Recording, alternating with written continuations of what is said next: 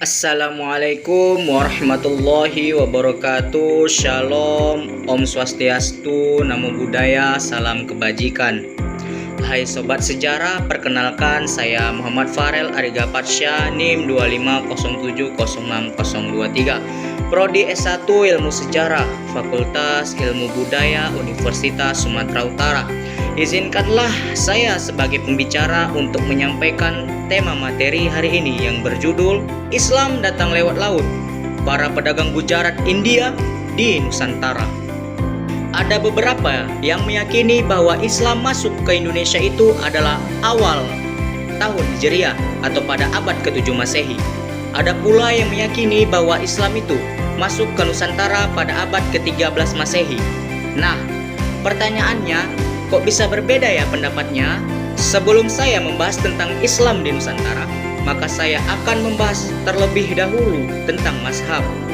Jadi, mazhab ini merupakan aliran pemikiran atau pendapat hukum dalam agama, terutama dikenal dalam Islam, yang terbentuk dari metode para ulama dalam memahami sumber hukum seperti Al-Quran, hadits, ijma', dan qiyas.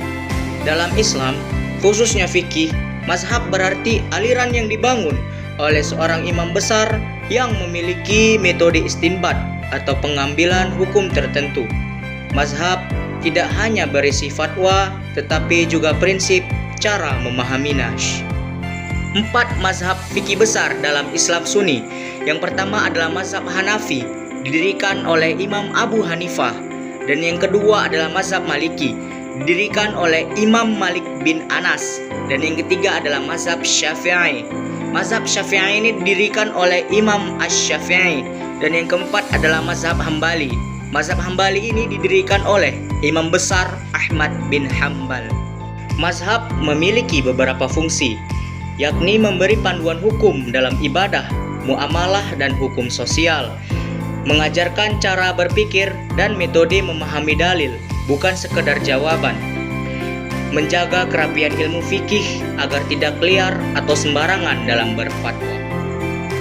Kenapa ada perbedaan mazhab? Karena perbedaan memahami hadis, validitas, makna atau konteks, perbedaan metode usul fikih, perbedaan kondisi sosial, budaya, dan tempat imam hidup, juga dalil-dalil yang memang bisa memiliki lebih dari satu penafsiran. Nah, umat Islam di Indonesia ini mayoritas memang bermazhab Syafi'i. Oke, dari mazhab inilah menjadi salah satu bukti dari manakah Islam berasal di Nusantara. Atau apa hubungannya sih mazhab dengan kedatangan Islam di Nusantara? Perlu kita ketahui bahwa salah satu teori yang dapat menjelaskan kedatangan Islam di Nusantara adalah teori Gujarat. Siapakah pencetusnya? Apa saja bukti-buktinya? Saya akan dengan senang hati menjelaskannya. Tokoh pencetus pertama teori Gujarat ini adalah ilmuwan yang berasal dari Belanda. Beliau bernama Pineapple. Nah, beliau menyatakan bahwa pada awalnya banyak sekali orang-orang yang bermazhab Syafi'i yang bermigrasi dan menetap di wilayah India, khususnya di wilayah Gujarat dan Malabar. Setelah mereka berhasil mengislamkan penduduk Gujarat tersebut, maka mereka datang ke Indonesia atau Nusantara ini dengan membawa ajaran Islam. Pendapat ini juga dikembangkan lagi oleh para ilmuwan, yakni Christian Snook, Hundrens, dan J.P. Moquet. Nah, beliau menyatakan dan beliau menegaskan bahwa banyak sekali penganut Islam yang menetap di kota pelabuhan anak benua Hindia, yang menjadi pedagang perantara antara pedagang Timur Tengah dengan pedagang Nusantara. Nah, maka dari itu beliau menyatakan bahwa pedagang inilah yang kemudian masuk ke Nusantara dan menyebarkan ajaran agama Islam. Bagaimana proses penyebaran agama Islam yang dilakukan oleh para pedagang Gujarat?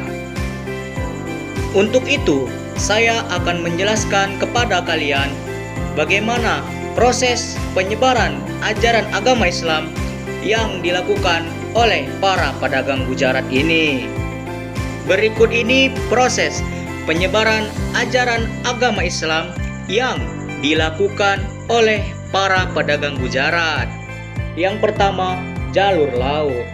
Para pedagang Muslim Gujarat ini melakukan ekspedisi mereka, yaitu misi mereka dalam melakukan penyebaran ajaran agama Islam melalui jalur perdagangan. Kita mengenal Selat Malaka sebagai jalur sutra maritim. Kenapa bisa dibilang jalur sutra maritim? Karena jalur ini adalah jalur pusat perdagangan internasional, yang dimana jalur ini diperluas lagi hingga bisa menghubungkan Tiongkok dan Asia Tenggara, Arab, India, Mesir, dan Eropa. Mereka berdagang di pelabuhan-pelabuhan yang ada di Nusantara, termasuk di Sumatera, Samudra Pasai, dan Jawa. Yang kedua, interaksi dan pemukiman. Bangsa Gujarat melakukan perdagangan dengan sekaligus berinteraksi dengan pedagang-pedagang lokal yang ada di Nusantara. Dengan ini mereka menetap lama di Nusantara hingga mereka membentuk perkampungan Gujarat Muslim yang kita kenal dengan Kampung Pekojan. Yang ketiga, asimilasi dan perkawinan. Bangsa Gujarat membentuk suatu ikatan dengan membentuk kekeluargaan dengan para bangsawan, terutama dengan keturunan raja. Apalagi anak raja tersebut adalah keturunan putri bangsawan. Mereka membentuk ikatan seperti pernikahan, membentuk dua kekeluargaan yang utuh supaya mencapai suatu tujuan yang kuat dalam menyebarkan agama Islam. Dan yang keempat, peran golongan Sufi. Sufi ini dikenal sebagai cendekiawan dan simbol kebijaksanaan para orang-orang India. Dengan menanam prinsip Sufi yang ada pada diri mereka, makanya mereka menyebarkan ajaran agama Islam itu dengan ajaran yang baik tanpa menggunakan satupun senjata, sehingga para penduduk lokal menerima ajaran Islam dengan cara ini dengan senang hati.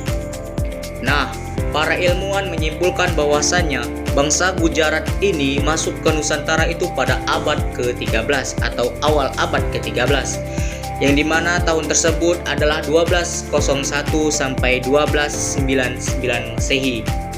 Nah, kok bisa mereka menyatakan pendapat seperti itu? Apa saja bukti-bukti yang kuat untuk menyatakan pendapat mereka? Saya akan menerangkannya. Bukti pertama mereka adalah ditemukannya makam milik Raja Malikussoleh Pasai Aceh tahun 1297 Masehi. Kemudian ditemukannya makam Maulana Malik Ibrahim di Gresik, Jawa Tengah. Kedua nisan ini memiliki kesamaan yang ada di Cambai, Gujarat. Maka JP Mekweta menyimpulkan bahwasannya batu nisan itu langsung diimpor dari Gujarat, dan pada batu nisan tersebut terdapat kaligrafi yang bernuansa Gujarat. Bukti kedua yang semakin memperjelas pernyataan mereka adalah ditemukannya catatan Marco Polo. Marco Polo ini adalah penjelajah dari Venesia. Ia menyatakan bahwasannya pernah menginjakkan kaki ataupun pernah menjelajah ke Perlak Aceh pada tahun 1292 Masehi. Apakah teori Gujarat ini memungkiri adanya teori lain tentang adanya masuknya Islam? Tidak, sejarawan modern justru mengakui bahwa penyebaran ajaran agama Islam ke Nusantara terjadi melalui banyak jalur seperti Arab, Persia, dan Gujarat. Teori Gujarat hanya menjelaskan salah satu jalur paling dominan berdasarkan aktivitas perdagangan dan bukti arkeologis di wilayah pesisir. Demikianlah pembahasan mengenai masuknya Islam ke Nusantara melalui teori Gujarat, yang dimana para pedagang India Gujarat melakukan ekspedisi mereka untuk melakukan penyebaran agama Islam. Nah, semoga pemahaman kali ini bisa memberikan kita yaitu sebuah pemahaman yang luas bagaimana bukti teori Gujarat ini bisa dipertahankan hingga sekarang walaupun banyak diperdebatkan. Billahi taufik wal hidayah waridho wal inayah. Assalamualaikum warahmatullahi wabarakatuh.